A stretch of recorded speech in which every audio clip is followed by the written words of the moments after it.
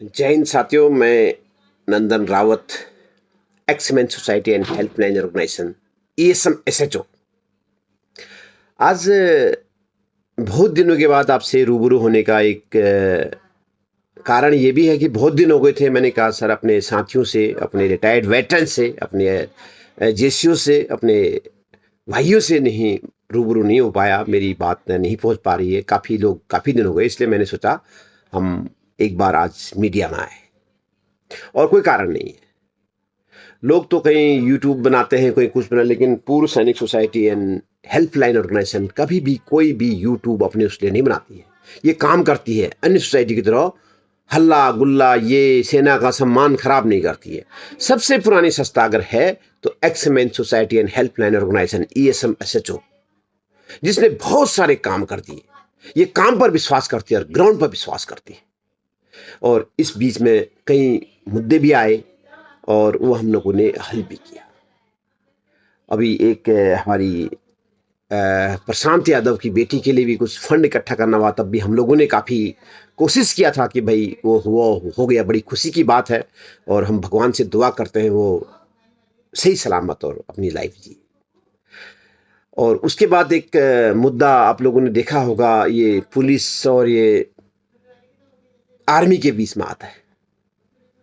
जहां भी जाते हैं पूर्व सैनिकों को वहां पर पिटाई होती है, लेकिन उसमें हम लोग चिल्लाते हैं, हम लोग अपना और सम्मान खराब कर रहे हैं। हमने देखा है, हमने ऑब्जर्व किया है, ये जितने भी हम मीडिया में डाल रहे हैं उससे सम्मान ही खराब हो रहा है, उससे कुछ नहीं, बाकी और कुछ नहीं है। अभी पंजाब में केस हुआ, सेवारत कर्नल साहब को हमारा पीट दिया।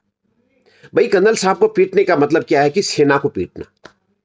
एक कर्नल जो है एक रेजिमेंट का अधिकारी होता है, कमान अधिकारी होता है। सबसे बड़ा बीच का सबसे बड़ा रैंक वही है, क्योंकि वो कमांड जवानों तक करता है। उसके बाद वो सीनियर अधिकारी हो गए, हो आगे जाके सीनियर अथॉरिटी हो गए, वो जो है ना अपनी काबिलियत पे जाते हैं। लेकिन कर्नल तक तो एक बार सबको लगभग कमांड मिलती है, तो वो इसीलिए मिलती है, एक बार में एक ही बार कमांड मिलती है, वो हर यूनिट में होता है। तो ये बार बार इस प्रकार से पुलिस और ये सेना के बीच में ये तालमेल नहीं है। और दूसरा, हमारा सम्मान केंद्र सरकार के इसके नुमाइंदों को, जो हमारी सरकारों को पता नहीं है कि हमारे सम्मान भी होना चाहिए। जब हम लोग देश की सेवा करते हैं तो वो सेवा इनको मालूम होना चाहिए कि हम हमारी जब ये देश की सेवा करते हैं ये लोग, तो ये हमारे लिए करते हैं, करके जनता के लिए करते हैं, इस देश के लिए करते हैं। तो ये मालूम नहीं होने को है। इसके लिए हमने आदरणीय गृह मंत्री अमित शाह को एक पत्र लिखा है, साथ ही एक रक्षा मंत्री को चिट्ठी लिखा है कि आप दोनों तालमेल कीजिए। आपका जो सरकार का तालमेल ठीक नहीं है। आपने कोई ये गजट ऑफ इंडिया निकाले। एक गजट ऑफ इंडिया में क्या होता है कि एक्समैन सैनिक, सेवारत सैनिक का सम्मान होना चाहिए, उस सम्मान के अंदर उसको रखा जाए और उनको ट्रेनिंग दे पुलिस वालों को कि भाई अगर तुमने एक्समैन को इस प्रकार से कोई गलत तरीके से, उसने अवैध तरीके से उसके साथ मिसबिहेविंग किया, मारपीट किया, तो तुम्हारी नौकरी नहीं जाएगी। और ये सबक होना चाहिए था अभी पटियाला का कि ये सबक नहीं मिलेगा। और उसके बाद का तमाम ये मेढक की तरह आते हैं कई लोग, वो हल नहीं, उससे बदनामी हो रही है हमारी सेना की। कोई कहीं से बोल रहा है, कोई कहीं से बोल रहा है, कोई कहीं से बोल रहा है। ये कोई हल नहीं है उस चीज का। उसका हल ग्राउंड में है। हमने ग्राउंड में उसको चिट्ठी लिखी है, उस चिट्ठी का जवाब लेंगे, एक रेफरेंस बनाएंगे, एक तरीका अपनाएंगे।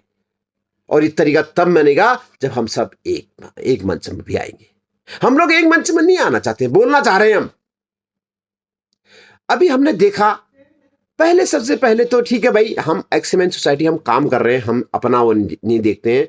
इसमें से एक वीर बहादुर और ये राजीव बहल ये पैसे ऐसे इकट्ठे करने के लिए एक सोसाइटी बनाई, वॉइस ऑफ एक्सपेरिमेंट।